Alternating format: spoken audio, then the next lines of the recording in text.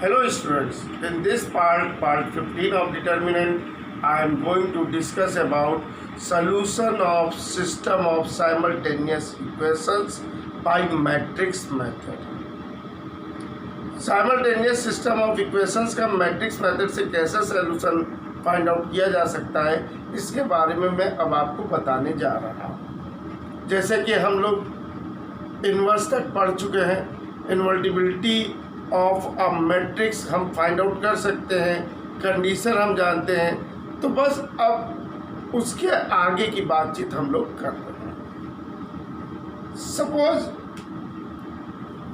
Three equations as a11x plus a12y plus a13z equal d1, a21x plus a22y plus a23z equal d2, a31x plus a32y plus a33z equal d3. These are the three equations. These are the three equations given to you, and you have to find the solution of x, y, and z by matrix method. Consider firstly matrix A. Matrix A, the matrix obtained by coefficients of x, y, z of the three equations. First column में हम लोग x के element लिखेंगे a11, a21, a31। ये ध्यान रखिएगा, element लिखते समय हम लोग विद साइन एलिमेंट लिखेंगे। जैसे अगर ये -2 है तो -2 लिखेंगे, अगर ये +5 है तो 5 लिखेंगे, ये -7 है तो -7 लिखेंगे, यानी विद साइन हम लोग लिखेंगे। अब सेकंड कॉलम में y के मल्टीपल a21, a22, a32 और थर्ड कॉलम में z के मल्टीपल a13, a23, a33। और सेकंड मैट्रिक्स ये स्क्वायर मैट्रिक्स होगी 3 ऑर्डर 3 की। सेकंड मैट्रिक्स x होगी जो कि वेरिएबल x, y, z की होगी, जो कि वेरिएबल x, y, z से बनी होगी। ठीक है, इन वेरिएबल्स x, y, z से हम लोग कॉलम मैट्रिक्स बनाएंगे एंड मैट्रिक्स B लेंगे जो कि कांस्टेंट से बनेगी, यानी d1, d2, d3। ये बात एकदम ध्यान रखिएगा, कांस्टेंट सारे राइट साइड में ले लीजिएगा। अगर मान लीजिए किसी इक्वेशन में कांस्टेंट लेफ्ट साइड में है तो उसे भी राइट साइड में ले जाइएगा, कांस्टेंट राइट साइड में ले लीजिएगा। अब आप अगर इसको इस तरह से ध्यान दीजिए, इन दोनों मैट्रिक्स का प्रोडक्ट ये चीज आ जाएगा। आइए देखें, फर्स्ट रो फर्स्ट कॉलम को हम मल्टीप्लाई कर रहे हैं a11x plus a12y plus a13z। तो ये देखिए a21x plus a22y plus a23z, ये देख लीजिए a31x plus a32y plus a33z, ये देखिए। ठीक है, और अगर हम इसे b के इक्वल कर दें तो हम देखेंगे a11x plus a12y plus a13z equal d1 हो जाएगा, यानी ये पहला इक्वेशन हो जाएगा। इसी तरह से जब हम सेकंड रो को लेंगे a21x plus a22y plus a23z equal d2, ये सेकंड इक्वेशन हो जाएगा। a31x plus a32y plus a33z equal d3, ये हमारा थर्ड इक्वेशन हो जाएगा, यानी ax इक्वल b के फॉर्म में ये मैट्रिक्स है। अब आप देख सकते हैं ये 3 ऑर्डर 1 की मैट्रिक्स है क्योंकि 3 रो में है और 1 कॉलम में। इसी तरह से ये भी 3 ऑर्डर 1 में है। अगर हम इक्वलिटी की बात करें तो जब दोनों का हम प्रोडक्ट लेंगे तो इसके नंबर ऑफ कॉलम और इसके नंबर ऑफ रोज सेम है, तो प्रोडक्ट मैट्रिक्स AX का ऑर्डर 3 क्रॉस 1 हो जाएगा। प्रोडक्ट मैट्रिक्स AX का ऑर्डर 3 क्रॉस 1 हो जाएगा, यानी इसका भी ऑर्डर 3 क्रॉस 1 है और B का भी ऑर्डर 3 क्रॉस 1 है, दोनों का ऑर्डर सेम है। अब कैसे हम लोग सॉल्व करेंगे इसके बारे में हम लोग बातचीत करेंगे। एक काम करते हैं, यहाँ पे हम लोग इस इक्वेशन को ए इनवर्स से प्री मल्टीप्लाई कर देते हैं, ए इनवर्स से प्री मल्टीप्लाई कर देते हैं। अब यहाँ पे दो बातें आती हैं। पहली बात हमें ये जानना है कि कंसिस्टेंट है कि कंसिस्टेंट नहीं है, यानी सिस्टम कंसिस्टेंट है कि नहीं है। दूसरी चीज़ होमोजीनियस है कि नहीं है। ये दो बातें बहुत ज़रूरी है। कंसिस्टेंट का केस आप लोग वैसे भी क्लास 10th में पढ़ चुके हैं। If a system of equations, linear equations having unique solutions और इनफाइनाइटली मेनी सॉल्यूशंस, तो वो कंसिस्टेंट कहलाता है। If there is no any solution then inconsistent, यानी केसेस एराइज हो जाते हैं। किस कंडीशन में सॉल्यूशन जो है वो कंसिस्टेंट होगा, किस केस में ये यूनिक सॉल्यूशन देगा, किस केस में इनफाइनाइटली मैनी सॉल्यूशन देगा, और कब ऐसी स्थिति आएगी कि ये इनकंसिस्टेंट हो जाएगा। इसके बारे में मैं आपको दो थ्योरम बताऊंगा। फिर मैंने दूसरी बात की होमोजीनियस। होमोजीनियस है कि नॉन होमोजीनियस है, ये भी एक बहुत बड़ी बात है। होमोजीनियस कब होगा ये जान लीजिए, जब आपका ये मैट्रिक्स जीरो मैट्रिक्स होगा, यानी इसके सारे एलिमेंट जीरो हों, यानी ये भी जीरो, ये भी जीरो, ये भी जीरो। अगर D1, D2, D3 all are zero, उस केस में होमोजीनियस होगा। यानी मैट्रिक्स भी अगर जीरो मैट्रिक्स है तो उस केस में सिस्टम होमोजीनियस होगा, अदरवाइज नॉन होमोजीनियस होगा। ये बात एकदम ध्यान रखिएगा। अब यहाँ पे मैंने जैसे कहा कि कंसिस्टेंट है कि नहीं, उसके लिए हमें क्या करना होगा, कैसे हमको देखना होगा कंसिस्टेंट है कि नहीं। तो उसके लिए मैं आपको पहले इसको और डिफाइन कर दूं, तब आगे की बातें बताता हूँ, कंसिस्टेंसी बताऊंगा।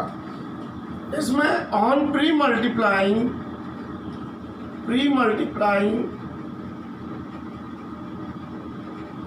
both side with A inverse हम प्री मल्टीप्लाई कर रहे हैं, तो प्री मल्टीप्लाई का मतलब आप जानते हैं A inverse into x equal A inverse B। अब ये आप अच्छे से जानते हैं A इनवर्स इंटू A क्या होता है। यह आइडेंटिटी मैट्रिक्स है उसी ऑर्डर की जिस ऑर्डर में यहाँ पे लिया गया है, ऑर्डर 3 की। This is A inverse B, और ये क्या हो जाएगा x, यानी इससे हम लोग सॉल्यूशन फाइंड आउट कर सकते हैं, इससे हम लोग सॉल्यूशन फाइंड आउट कर सकते हैं। तो x equal A inverse B से इस रूल को जब हम फाइंड आउट करेंगे, इस रूल को अप्लाई कर देंगे, तो x यानी x y z की वैल्यू हम लोग आराम से डिटरमाइन कर सकते हैं। ठीक है। As we know A inverse is what? A inverse is what? Adjoint of A upon determinant of A. This is A inverse into B. अब यहीं पे दो बातें राइज हो जाती हैं, इसी जगह पे दो बातें आ जाती हैं। पहली बात, if determinant of A not equal to 0, अगर डिटर्मिनेंट ऑफ ए 0 नहीं है, then system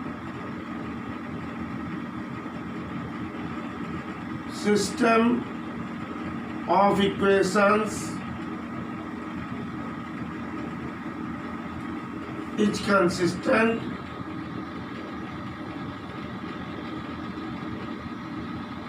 and having and having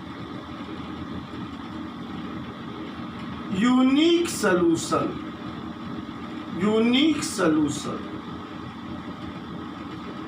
अगर डिटर्मिनेंट ऑफ ए की वैल्यू 0 नहीं है तो उस केस में सिस्टम ऑफ इक्वेशन कंसिस्टेंट होगा और उसका यूनिक सलूशन होगा, यानी एक्स वाई और जेड की एक एक वैल्यूज आएंगी। एक्स की भी एक ही वैल्यू आएगी, वाई की भी एक ही वैल्यू आएगी, जेड की भी एक ही वैल्यू आएगी और वो इस पूरे सिस्टम को सेटिस्फाई करेगी, ये तो if determinant of A not equal to 0 का केस हुआ। क्या ऐसा भी पॉसिबल है डिटर्मिनेंट ऑफ ए 0 हो जाए? Yes, of course. यहीं पे दो बातें एराइज हो जाती हैं। If determinant of A is 0 then what will happen? Then determinant of A जो 0 हो रहा है उसकी वजह से किस तरह से स्थिति होगी? दो बातें एराइज हो जाएंगी। सिस्टम जो है वो कंसिस्टेंट भी हो सकता है और इनकंसिस्टेंट भी हो सकता है। तो आइए अब दूसरी बात देखें।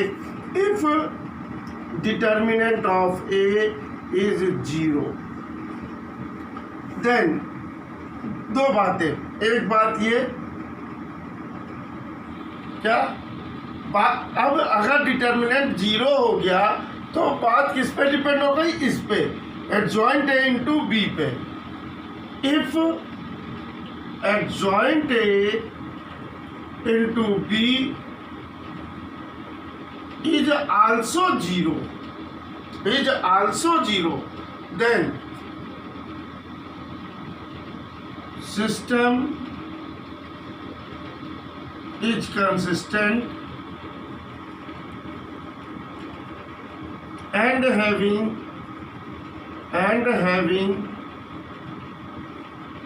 infinitely many solutions.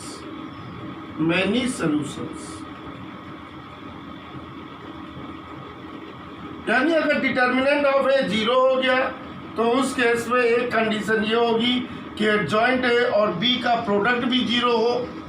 Adjoint A और बी का प्रोडक्ट 0 होने के केस में क्या होगा? सिस्टम कंसिस्टेंट होगा और इनफाइनाइटली मेनी सॉल्यूशन उसके हो जाएंगे। और दूसरी बात क्या? If adjoint A into B is not 0। अब दो बातें हो सकती है इसके संदर्भ में भी, ये 0 भी हो सकता है और नहीं भी हो सकता है। तो 0 जब नहीं होगा तब क्या होगा? Then system is inconsistent having no solution,